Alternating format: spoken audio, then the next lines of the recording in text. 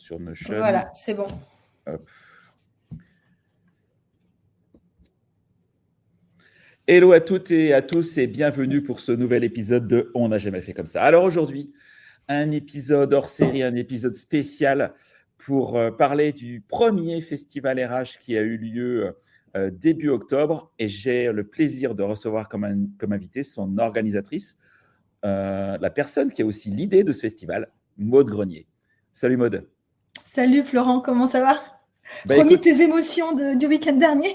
Ouais, remis des émotions. Ça a été 2 jours fantastiques, un jeudi et un vendredi où moi je suis venu en me disant mais après j'ai plein de trucs à faire, est-ce que je vais avoir le temps? Mais franchement, j'ai passé 2 jours de dingue, mes associés aussi. Franchement, on a adoré. Donc c'était vraiment un super moment, et il suffit de voir d'ailleurs toutes les publications qu'il y a eu sur LinkedIn pour se rendre compte qu'on n'est pas les seuls. Voilà, ça c'est cool. Alors, j'aimerais revenir sur ce premier festival. On parlera peut-être de la V2, c'est toi qui me diras. Déjà, qu'est-ce qui t'a poussé à créer ce premier festival RH en France ? Mais moi, tu le sais, hein, je suis un pur produit des RH, donc je suis un bébé RH. Et c'est vrai qu'en tant que responsable RH, j'avais envie de me connecter à mes pairs, j'avais envie d'apprendre, j'avais envie de relations. Et c'est vrai que les conférences ou les événements que je faisais, j'arrivais seule, je repartais seule, j'avais mal à la tête, j'étais fatiguée de ma journée, et j'avais pas non plus appris grand-chose que je pouvais mettre en pratique, tu vois, dans mon quotidien de responsable RH. Je viens aussi du Sud-Ouest, et très fière de mes origines. J'ai fait beaucoup de festivals jeunes, et j'en fais encore. Et j'ai adoré ce côté, tu vas au festival, de détente, ça a l'air libre, t'es en nature, t'as des concerts, t'as plein d'activités. Et je me disais, ce serait juste génial de faire un festival pour les RH. Et je savais en discutant, tu vois, avec mes copines RH, avec mes pairs, qu'il y avait cette envie de se connecter, de partager dans un contexte plus sympa, plus authentique, tout en ayant des conférences, des ateliers pratiques pour apprendre et appliquer des méthodes ou des conseils dans son quotidien. Et c'est comme ça que l'idée du festival RH est née. J'avais fait un co-living l'année dernière dans la maison des créateurs de Kylian Talin, et c'est là où j'en ai discuté. Il m'a dit vas-y Maude, mes copines m'ont dit vas-y on y va avec toi, et c'est à partir de là que je me suis dit let's go. Je fais un post LinkedIn qui cartonne, je vois qu'il y a d'autres personnes qui veulent m'accompagner, genre je t'en parle, tu me dis vas-y go, on y va, je vais être partenaire. T'as été le premier partenaire et je t'en remercie encore pour croire en ce projet un petit peu fou. Ouais. Ah bah écoute, très très clair, et très fier d'avoir été le premier partenaire à vie du premier festival RH. C'est clair. Voilà. T'imagines le truc. Pionnier, pionnier dans ce concept, ouais. Ouais, et puis très content qu'il y ait d'autres partenaires qui aient suivi l'aventure, comme Jarvis, comme Woobi, comme Talent et d'autres. Donc ça c'est top. Alors tu as choisi un thème pour ce premier festival qui était Present of Work. Ce qui dénote, parce que beaucoup d'événements sont sur le future of work, et toi, tu as voulu être focus sur le présent. Pourquoi ce thème? Comment tu l'as choisi et pourquoi c'est si important aujourd'hui, ce thème Present of Work? Tu vois, avant de me lancer dans la construction du festival RH, donc j'avais rassemblé une équipe d'une 15aine de personnes sur l'idéation du projet, en fait. C'est de se dire, est-ce que ça va plaire ou non au RH? C'était important, j'avais pas me lancer tête baissée et de me dire, let's go, j'y vais. Inch'Allah, on verra ce qui se passe. Donc, on a fait tout un travail d'idéation, et donc on a brainstormé pendant 2 sessions avec ces 15 personnes, et avec cette envie de reconnecter en fait à son présent. Et donc, c'était vraiment une décision collective qui a été décidée. Et c'est de se dire, en fait, on part toujours du futur, mais finalement, les problématiques quotidiennes des RH, c'est toujours comment changer, faire mes candidatures Excel pour les passer à un ATS, comment retenir mes talents, pourquoi j'ai un turnover qui explose pendant les périodes d'essai. Enfin voilà, on a des problématiques très terrain, très concrètes, et parfois dans les événements, toujours parler du future of work, d'un futur potentiellement qui va arriver, ça va pas forcément m'aider, moi, dans mes problématiques, mes défis, tu vois, au jour le jour. Et donc, on avait envie de remettre ça au centre de cet événement-là pour avoir des choses concrètes, facilement activables dans son, voilà, dans son rôle RH. Ok, on va revenir. J'ai des questions effectivement sur le contenu du festival et Oui. sur les tables rondes, les ateliers, etc. On va revenir sur tous ces points-là. La petite question que j'aurais, c'est quand même est vraiment liée au défi que tu as eu. Parce que quand on se lance dans une aventure comme celle-ci, il y a quand même de nombreux enjeux, de nombreux défis, de nombreux risques. Quels ont été les défis que tu as rencontrés lors de cet événement et comment est-ce que tu les as surmontés? Donc on a eu plein de dingueries, comme tu dois t'en douter. Déjà, avant de parler des défis, j'ai envie de parler de ce qui s'est bien passé. Donc c'est vrai que moi j'ai la chance, c'est que j'ai pris la parole il y a 4 ans, donc j'ai une communauté autour de moi. Je suis aussi créatrice de contenu en plus d'être entrepreneuse, comme tu le sais, pour le Temple RH. Donc j'avais réuni des personnes déjà que je connaissais et que je connaissais bien. C'est des personnes avec qui j'avais déjà travaillé dans le passé et ou qui m'adoraient sur les réseaux sociaux. Et donc tout de suite, ça crée quelque chose, un engouement positif. Et moi, c'est toujours ce que je me suis dit pendant les calls, etc. Même si on a eu des défis, même si on a eu parfois des discussions difficiles, et on en a eu, c'est de se dire toujours garder le smile, le positivisme, cette authenticité qui est ressortie aussi pendant le festival. Voilà, cette joie de vivre qui aussi m'anime dans mon quotidien. Et ça, c'était pour moi important. C'est toujours que je dis, dans le restaurant, quand tu le vois, le boss fâcher sa serveuse, ça te met super mal à l'aise. Et moi, je déteste ça. Et j'avais pas envie d'être comme ça. Les défis qu'on a eu, on a eu deux gros défis. Un défi logistique. Donc moi, j'y connaissais rien à l'événementiel. Donc j'ai dû copiloter, en tout cas, cet événement avec Axel Pignard, qui est, elle, une professionnelle de l'événementiel, mais pour qui monter un festival était sa première fois aussi. Donc elle avait l'habitude, tu vois, de monter des séminaires d'entreprise, mais c'est totalement différent. Un festival avec une scène, 250 personnes. Donc c'est quelque chose qui était assez nouveau pour elle. Donc, on a fait notamment des erreurs de presta, on a eu des dingueries, mais voilà, on s'est rendu compte que finalement, la prise de la scène et la prise du domaine n'étaient pas compatibles. Et donc, on s'est dit, oh là là, mon Dieu, qu'est-ce qu'on doit faire? Donc, on a dû, voilà, notre budget a explosé de 20K. Heureusement que les festivaliers nous ont suivis. Et donc, on a été sold out sur le festival. Et heureusement, parce que sinon, ça aurait été un événement qui aurait été déficitaire.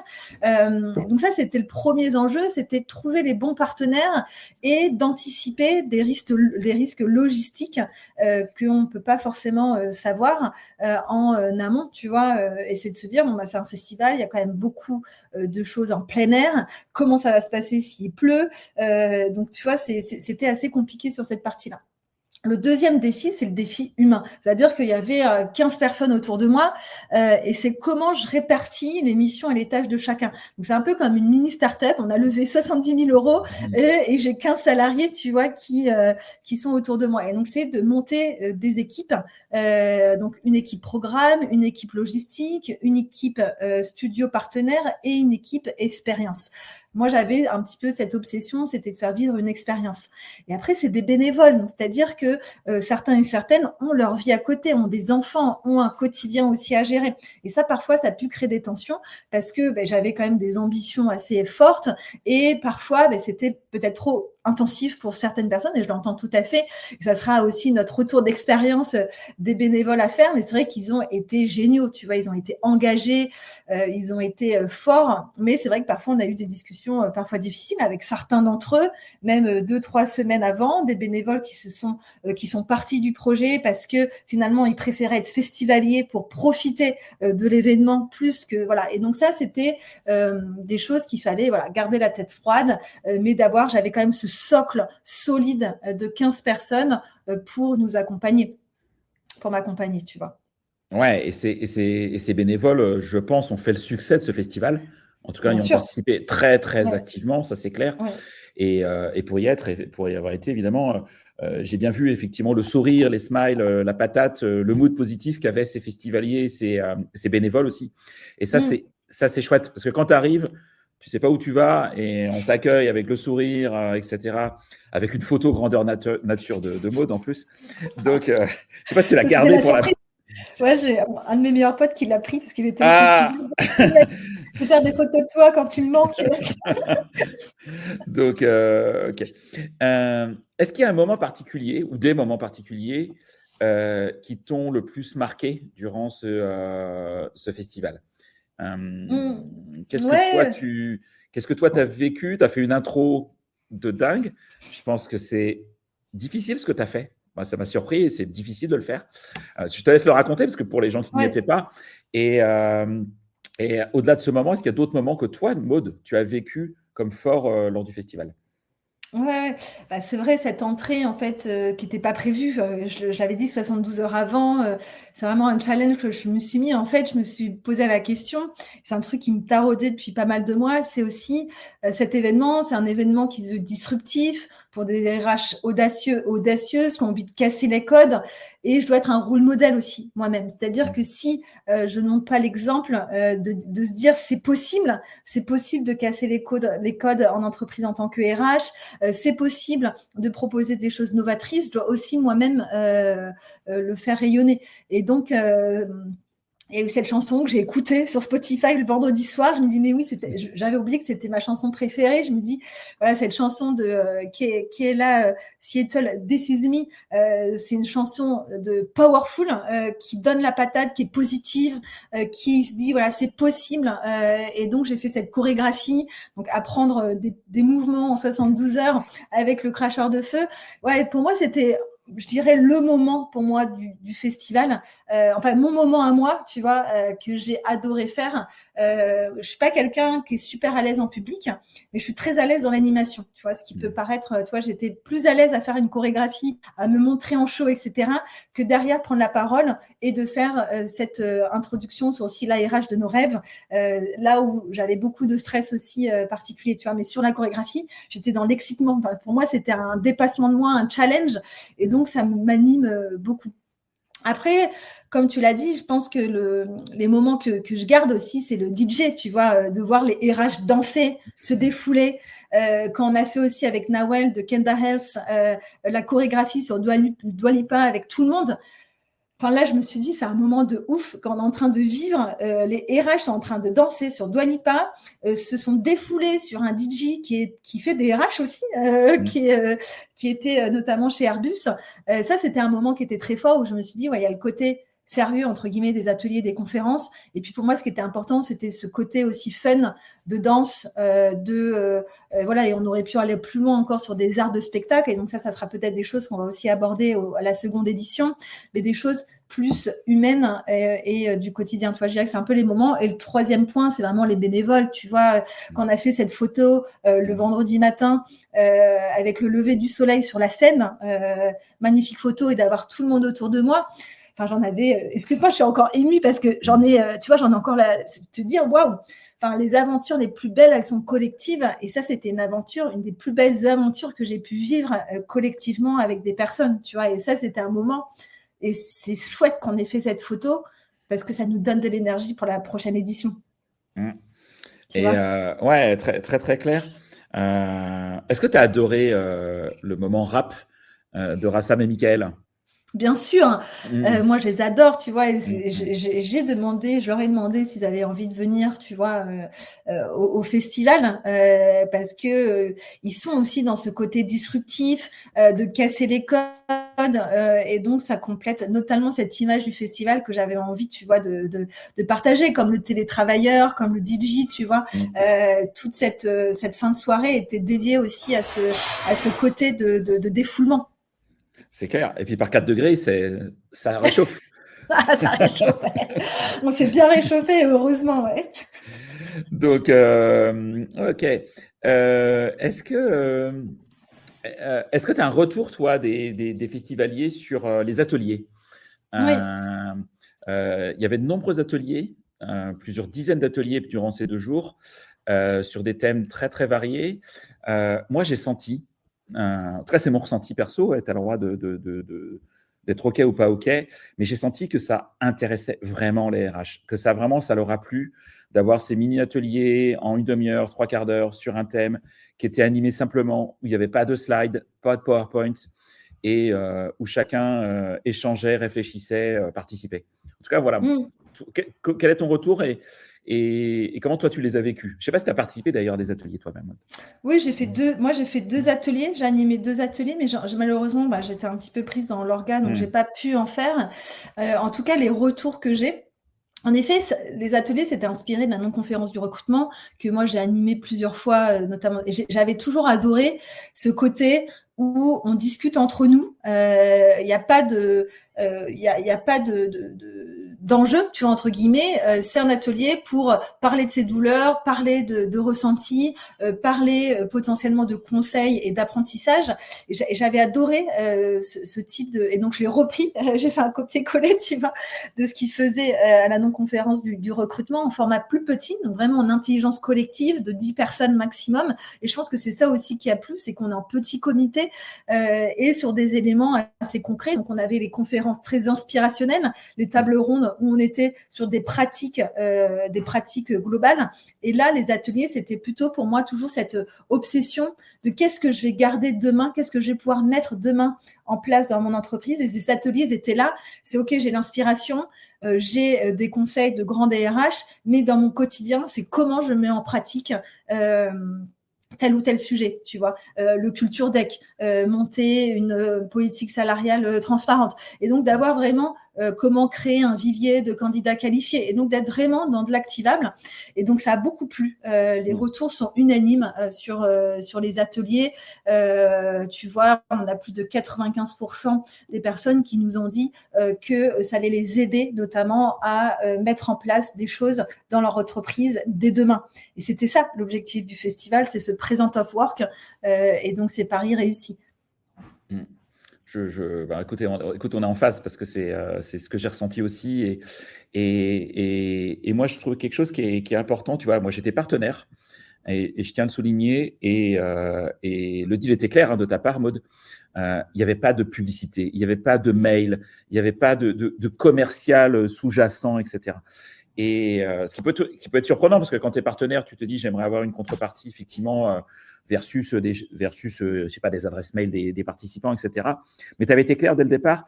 Et ça permet effectivement aussi de faire en sorte que les ateliers, à l'instar, effectivement, des événements de l'école de recrutement, des trous ou de la non-conférence de recrutement aujourd'hui, d'être assez libérés de tous ces sujets-là. Et ça, je pense que c'est très, très différent. Ça génère autre chose. Ça génère autre chose, tu vois. Et en fait, moi, j'avais pas du tout envie de cet aspect commercial puisque les RH, tu le sais, sont très sollicités, sont spammés à tour de bras.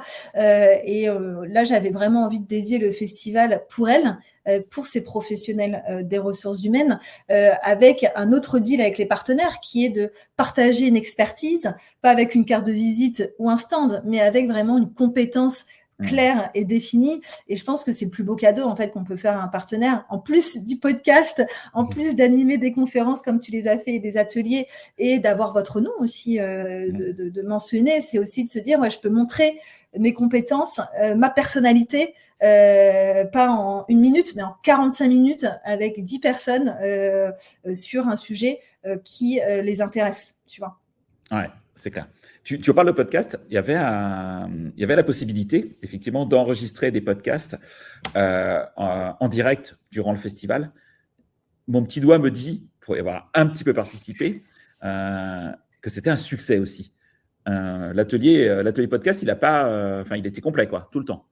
Il était complet tout le temps. En plus, c'est Morgane, donc de Studio Podcast à Paris. Je veux le mentionner parce que il nous a aussi, c'est un coût quand même, et donc il nous a aussi fait quelques cadeaux financiers sur l'emplacement du podcast. C'est lui qui a l'idée notamment de mettre un public aussi que j'avais trouvé génial comme idée pour les gens qui avaient envie aussi de voir comment un podcast se passait, écouter aussi les podcasts qui arrivaient, et puis il y avait aussi ce côté un peu télétravail à côté pour les gens qui avaient envie d'écouter mais aussi de travailler en même temps. Ça a bien marché, et je pense que les partenaires étaient aussi contents et c'est vrai que dans les grandes conférences, il y a aussi de temps en temps un podcast, mais c'est souvent très bruyant parce que c'est dans la scène et finalement il y a beaucoup de bruit et c'est pas forcément exploitable. Donc là, je suis assez contente de l'avoir fait. Ouais. Ah ouais, ça je te confirme. Voilà, pour avoir fait quelques événements à Vivatech, par exemple, on m'a proposé d'enregistrer des podcasts, mais sauf que tu peux pas enregistrer de podcast à Vivatech. Il y a trop de bruit. Il y a trop de monde, ouais. C'est galère. C'est galère. Et tu as réussi à faire venir bon, on a cité quelques noms, mais de chouettes experts RH. Comment est-ce que tu as réussi à convaincre autant d'experts RH à participer? Est-ce que tu as dû refuser du monde aussi? Est-ce qu'il y a des experts RH qui auraient aimé venir et qui n'ont pas pu venir? Comment tu vois un peu les choses par rapport à ça? Ouais, déjà, c'est c'est un concept qui est disruptif. Donc, le festival RH, voilà, j'étais très bien entourée d'une super équipe programme. Donc, tu avais Pauline, Gwen, Florie et Pierre qui nous a tout de même aidé aussi à trouver des intervenants. Et en fait, moi, j'ai donné carte blanche. C'est-à-dire que mon objectif, c'était de faire confiance. Donc, nous, on a dessiné ensemble les thématiques qu'on avait envie d'aborder sur le festival. Et je leur ai dit, invitez qui vous inspire en fait dans votre quotidien. Et donc, c'est ces personnes-là qui ont pitché le concept du festival. Donc, on s'est réunis, on a quand même, moi, j'ai mis les éléments que j'avais envie qu'ils puissent partager. Et en fait, on a été très surprises. Et surpris, les gens ont adhéré à 1000%. Donc, il y avait aussi une envie de conférencier d'être dans un environnement différenciant pour les RH. Tu vois, Didier Pitlet, le papa de la marque employeur, voilà, qui nous dit, OK, enfin, on était super surprise, sachant qu'ils viennent pour cette première édition. Ils viennent nous accompagner, enfin ils viennent faire leur conférence de façon, tu vois, autonome, etc. Et donc on a été très surpris des retours. Toi, Jérémy Lamry, qui me dit, écoute Maud, ton concept, il est ouf, mais je viens sans problème. On a eu une intervenante qui, malheureusement, n'a pas pu venir pour des raisons personnelles 2 semaines ou 1 semaine avant. On appelle Jérémy, et Jérémy, est-ce que tu veux remplacer sur la conférence sur les émotions? Oui, j'y vais, tu vois. Attends, cette conférence de Jérémy, je ne sais pas si tu l'as su ou tu l'as vu, mais il y avait un vigile, je ne sais pas si tu te rappelles, il y avait un vigile qui était juste à côté. Il pleurait pendant la conférence. C'est vrai. Je te jure. Et moi, j'étais à côté de lui. Et à l'issue de l'intervention de Jérémy, quand Jérémy est descendu, le vigile est allé voir Jérémy en lui disant, mais jamais vous m'avez fait pleurer. J'ai adoré votre conférence. Ça m'a fait délirer parce que le garçon, ce vigile, il était là plus pour la sécurité, que tout se passe bien, et tout s'est bien passé parce que c'est pas trop le sujet. Mais lui-même, qui n'est pas RH du tout, il a adoré la conf de Jérémy, qui est un homme, enfin, que Jérémy est brillant en plus sur ces sujets. Et ouais, tu as réussi à faire venir aussi Caroline Mignot, Jade Maréchal, que j'ai trouvé du haut de ses 24 ans très impressionnante. Inspirante et impressionnante. Bravo d'avoir fait venir ces personnes aussi. Il y avait Guillaume Mathias aussi sur la neuroscience. Et ça, en fait, on l'a dû à quoi ces thématiques? À l'idéation qu'on a fait auparavant. Donc, on avait envoyé un questionnaire sur LinkedIn. Enfin, tout le monde avait, toutes les personnes. Et Pierre Monclos avait fait un super buzz sur son post. Et donc, c'est vrai que ça nous a aidé à récolter. Et il y avait cette envie d'avoir aussi des conférenciers qui ne viennent pas du monde RH.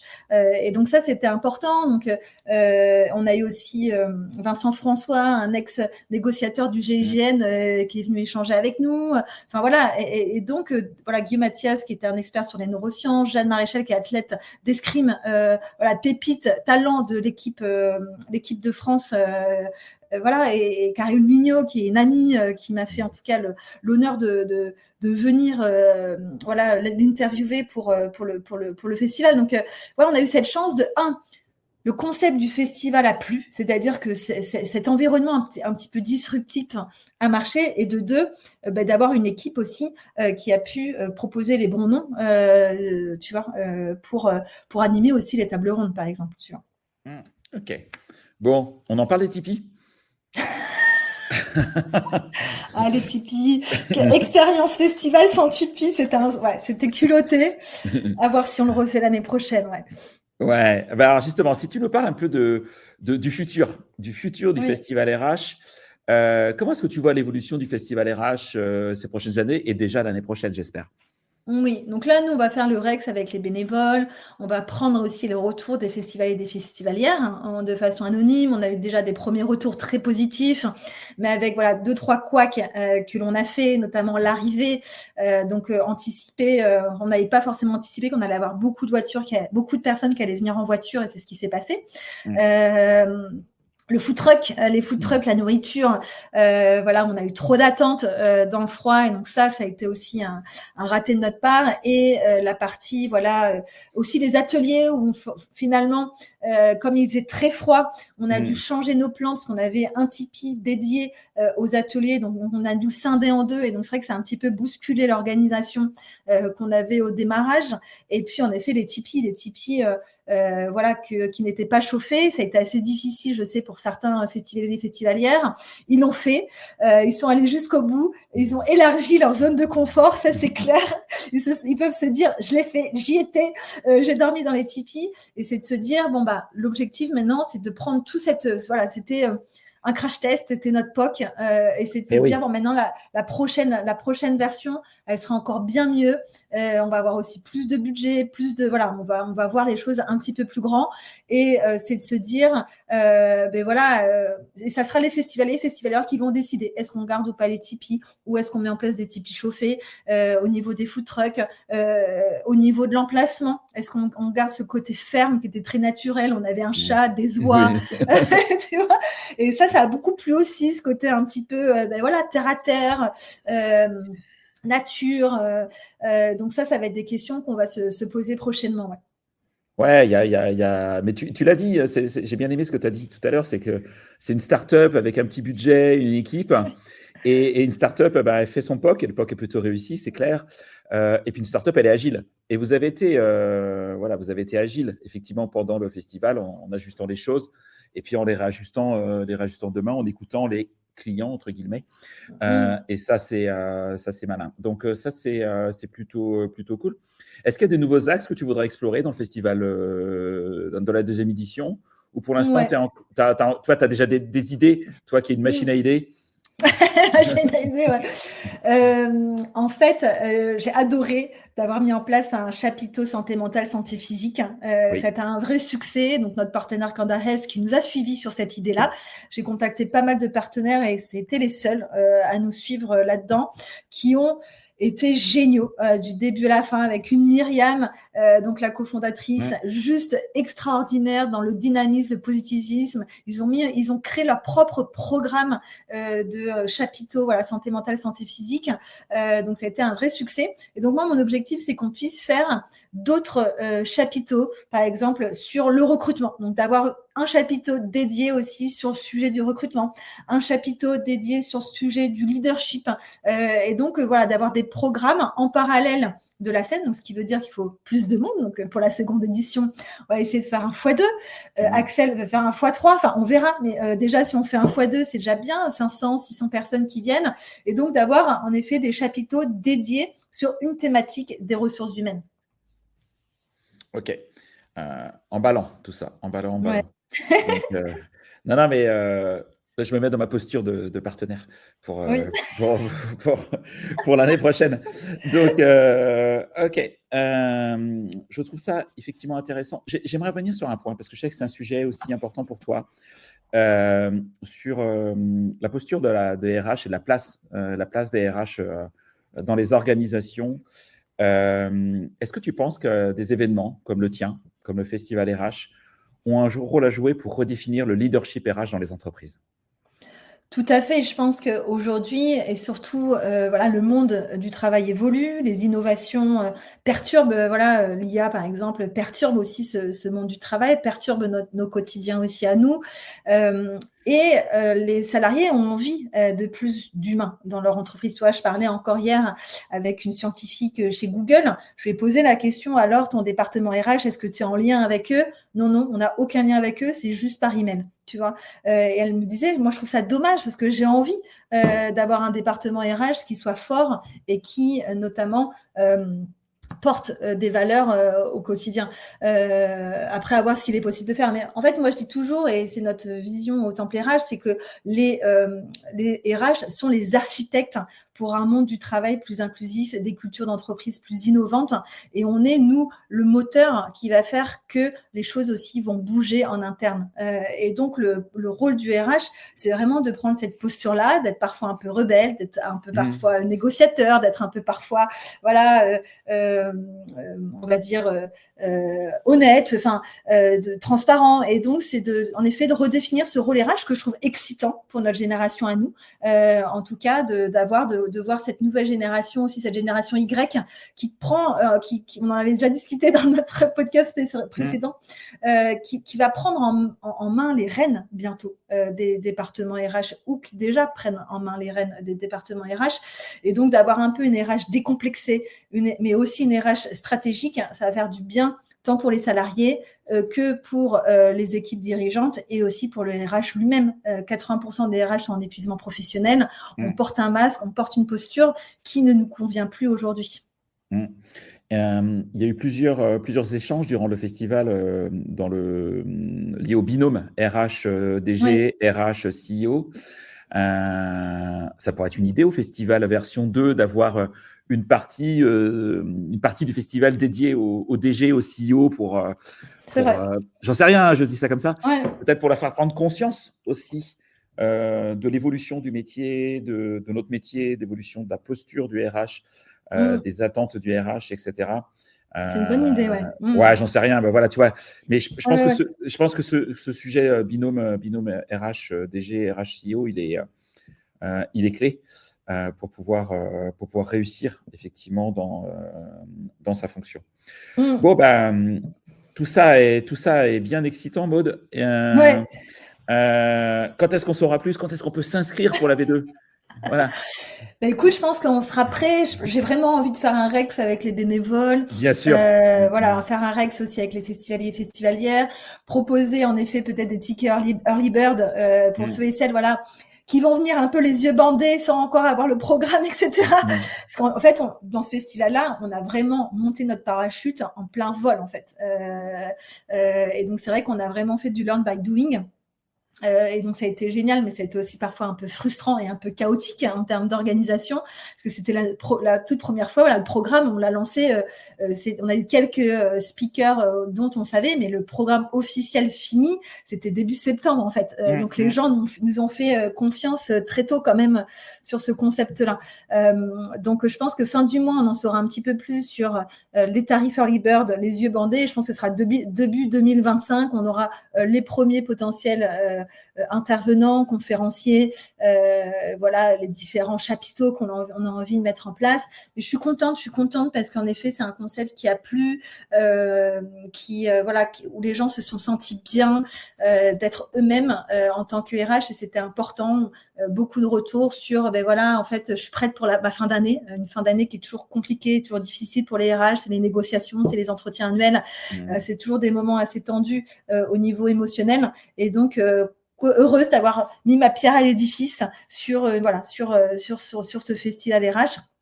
Et puis j'ai hâte de cette seconde édition. J'adore organiser des événements, je m'en rends compte aussi. Donc potentiellement, j'ai envie de faire un autre type d'événement et de me dire comment moi je peux aider les RH à mieux vivre leur quotidien, à les former et à profiter. Et ça, c'est aussi important.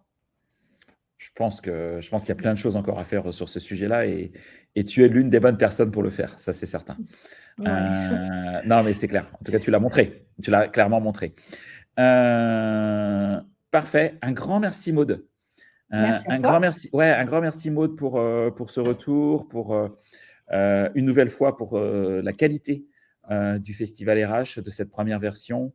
Vraiment un énorme bravo à tous les bénévoles, parce que s'ils n'avaient pas été là, ok, on peut mettre du budget, mais ça c'est pas suffisant. Voilà, c'est pas qu'une histoire d'argent en fait, d'organiser un événement, c'est beaucoup plus complexe que ça. Et ben écoute, longue vie au Festival RH. Longue vie au Festival RH, je sais pas où ce sera, je sais pas quand, mais c'est sûr j'y serai. Voilà, donc Trop bien. En tout cas, à bientôt, À merci bientôt. à tout le monde. Merci Maud. Merci pour votre écoute. Au revoir.